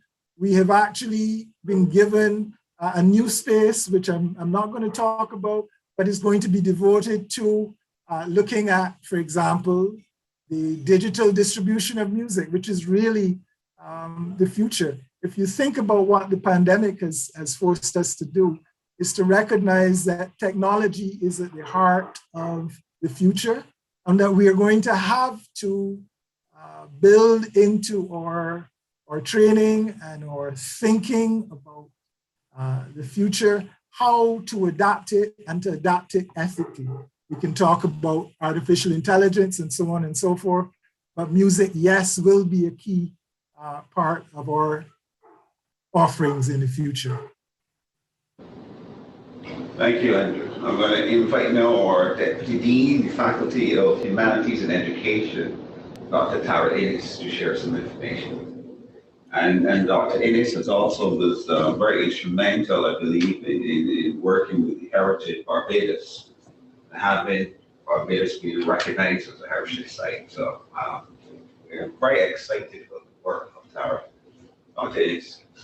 Thank you. Thank you for that very warm invitation. And I'm very pleased to join you actually from the north. I'm in Canada at the moment. So I hope you're hearing me clearly. I just wanted to say a little bit about why you should come to Barbados, to the University of the West Indies to study in the Faculty of Humanities and Education. And I just want to pose a question: where else in the world would you study Caribbean history, language, and culture other than in the Caribbean? One of the benefits of being immersed in a humanities education in the region is that you come to understand very quickly the context for the decisions that your foreparents made in migrating abroad and why they hold so tenaciously on to their identity and culture in places like New York, London, Toronto, where I'm from, and really anywhere. And you know what they say about a Bajan, right? You can find one anywhere in the world, and that's literally true. I think you could almost go to any corner of the world and bump into a Bajan. I want to invite you personally to learn more about yourself, your family, and community while doing humanities in Barbados. You can learn most of the major languages found in our diverse region, including French and Spanish. And we've also expanded now to Portuguese and Chinese to these new emerging markets in South America, Brazil, and in China.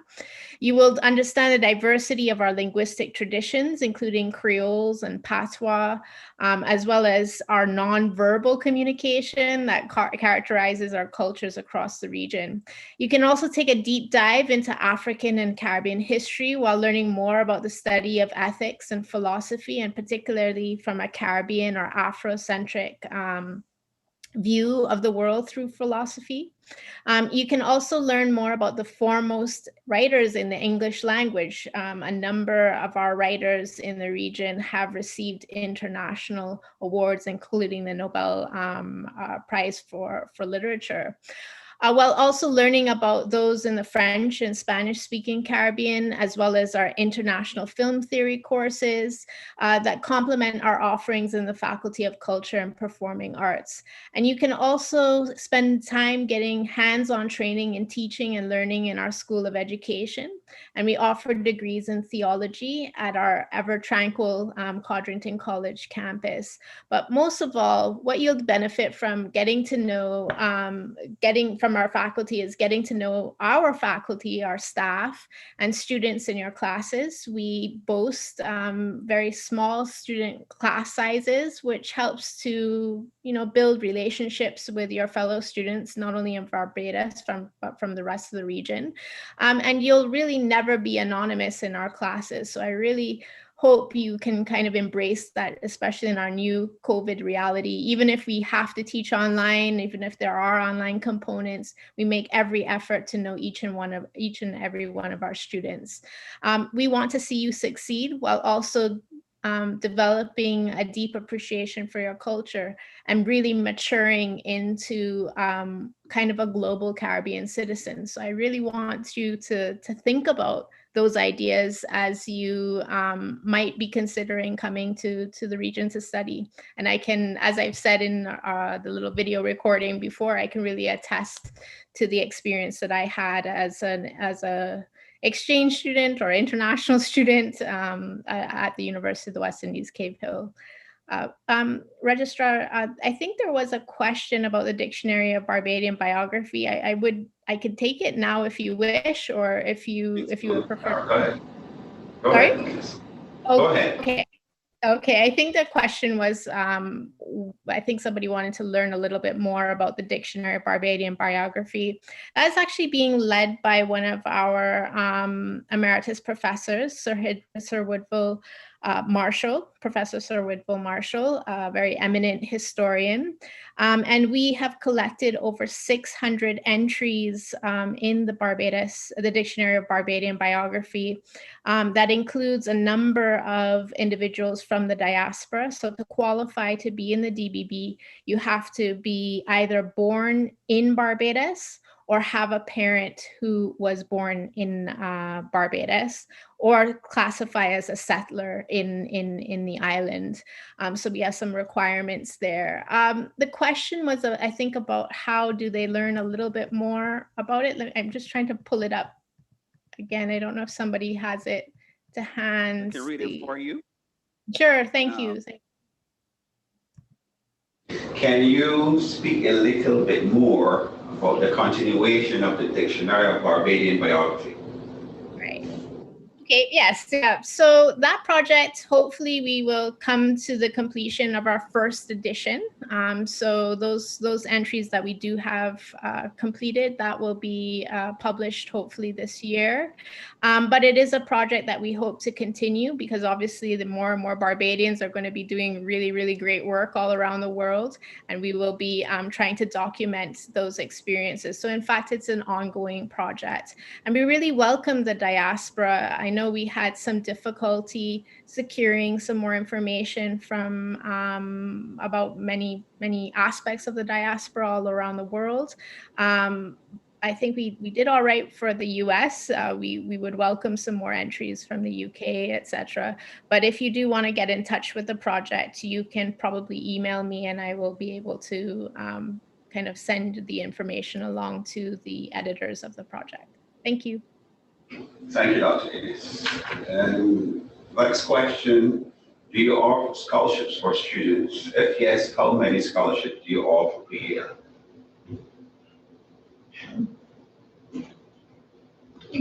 That question is not as easy as the others.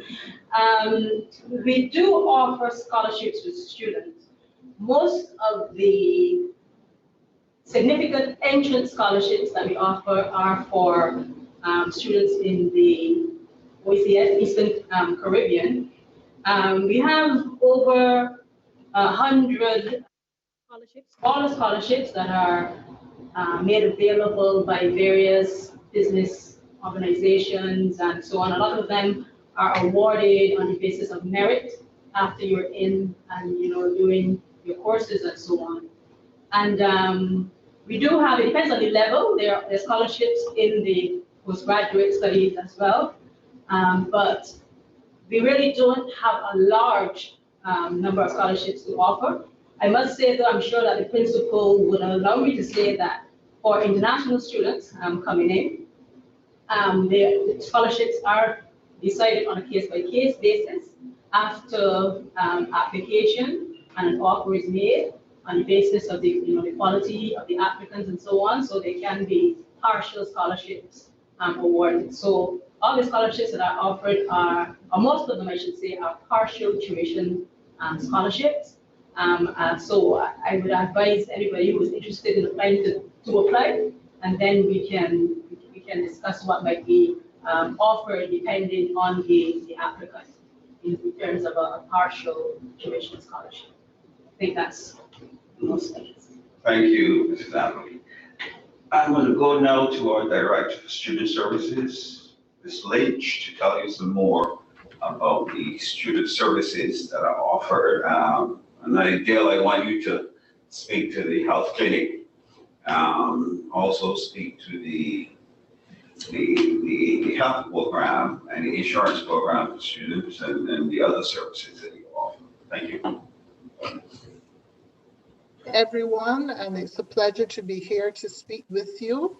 Certainly, we offer a range of student support services, which include health services. We have a fully equipped health center where students can access medical care, and is staffed by doctors, psychiatrists, medical doctors. There's a family medicine doctor, there's a psychiatrist, there is a complement of nurses, and there are a range of health services that are offered there.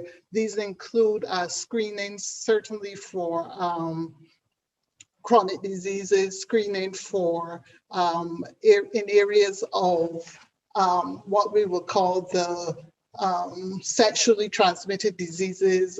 There is screening for HIV and AIDS. And I think one of the things that we're especially proud of is the fact that students do have access to a comprehensive array of services in the clinic. There's a health insurance coverage which allows them to submit their medical claims for reimbursement, and to say that the coverage does not only is not really just regulated to the campus. The students can access services outside of the campus, and just to note that the coverage also extends to across the region, so it's not limited to Barbados. I think one of the things we also offer, and that we should be aware of, is psychological counseling. We do know that particularly in the 18 to 25 age group is at a time where mental health illness tends to emerge, and that college or university, as we would call it, can be a very difficult time for students. And one of the things that we do guarantee is access to psychological counseling services.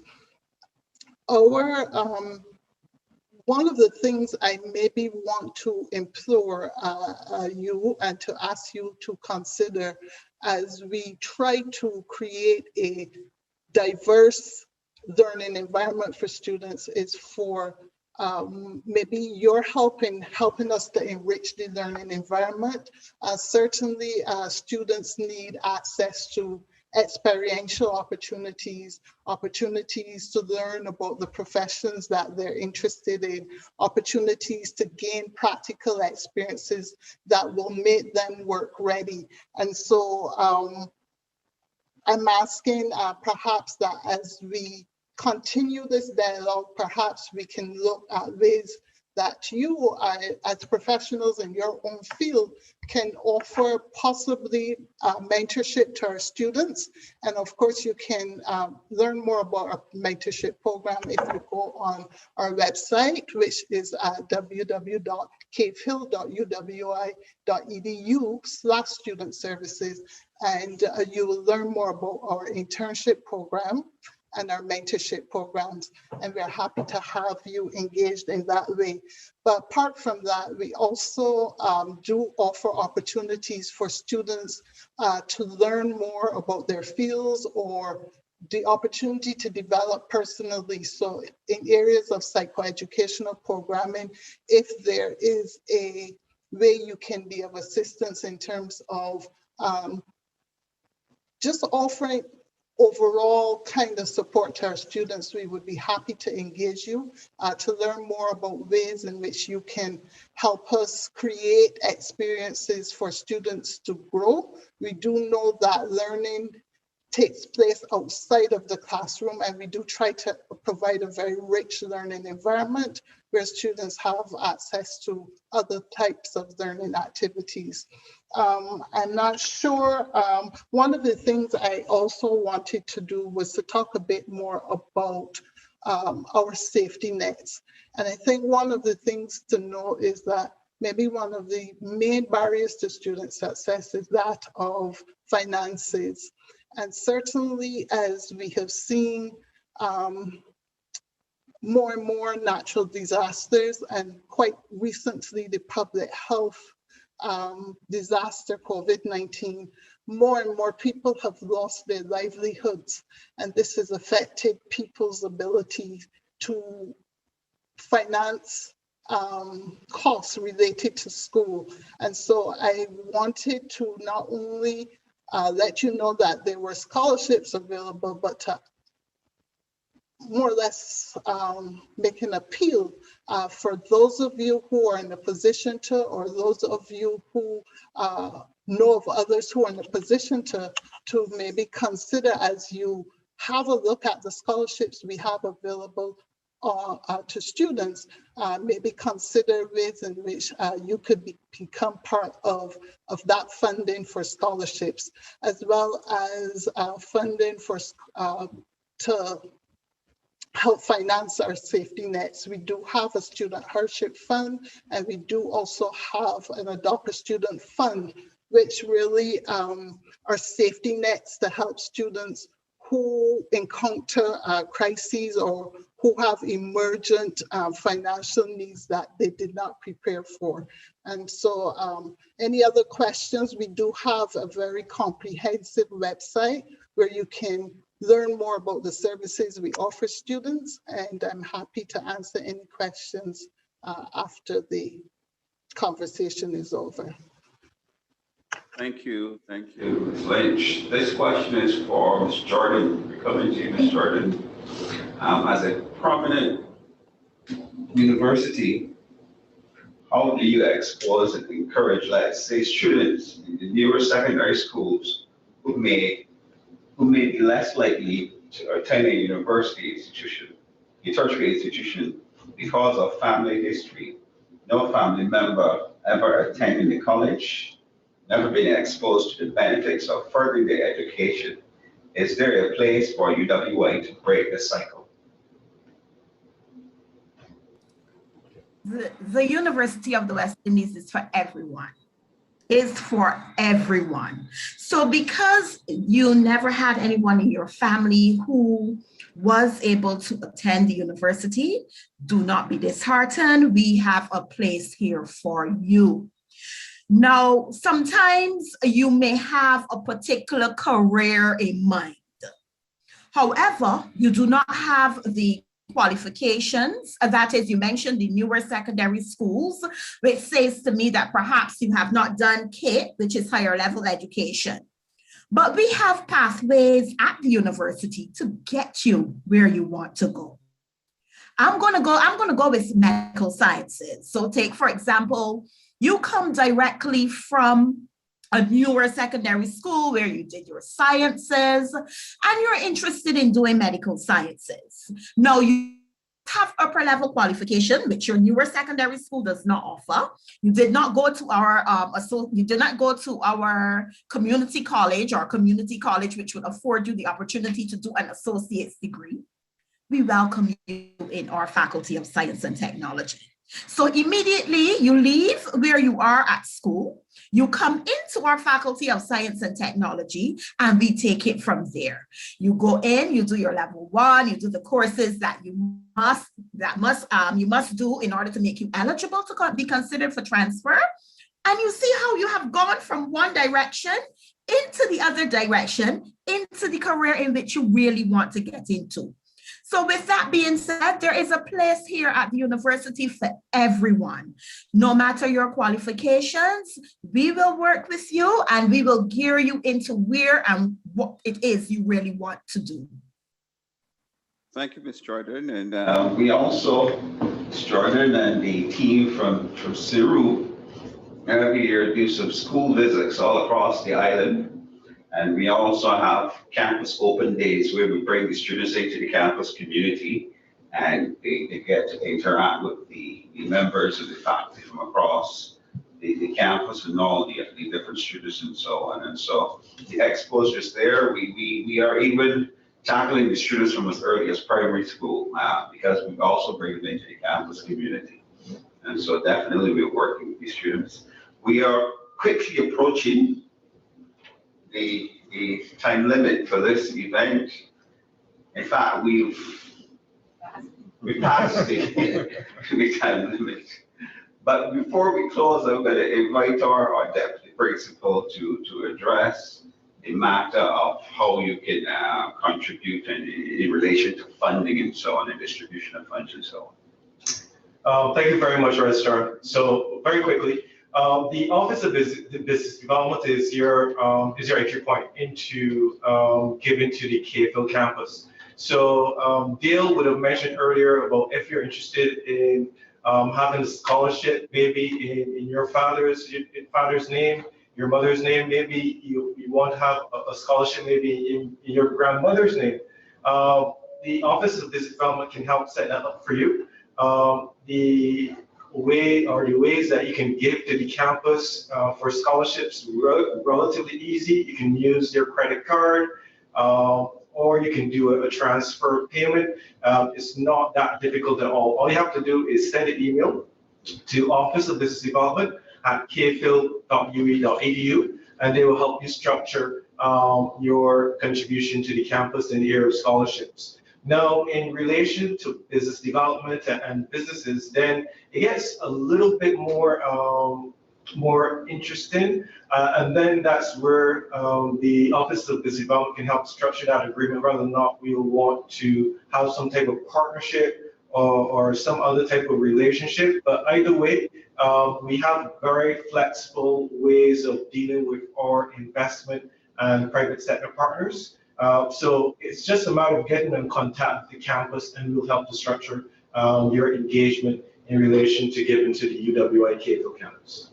Thank you, DP. And this brings us to the close of our interaction with you. And just to say to you that the KFL campus is a campus rooted in the Caribbean, and our goal is to revitalize Caribbean development, not only Barbadian development, but Caribbean development. And so when we say to you, come down to Barbados, come down to the KFL campus and bring a friend. Bring a Jamaican friend, bring a Trini friend from the diaspora, come on down. You're going to be attending the university that's ranked #1 in the Caribbean, the top 1% in Latin America and the Caribbean, and the top 5% in the world. Right now, this is our Barbados. This is our Cape campus. This is part of you. This is part of us. Join us as students, join us as investors, join us as business partners as we move the Cape campus to the next 70 better years than we were in the first 70. Mr. Mackie Holder, I turn it with you.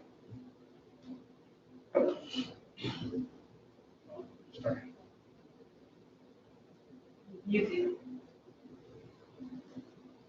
I think you're muted, Mackie.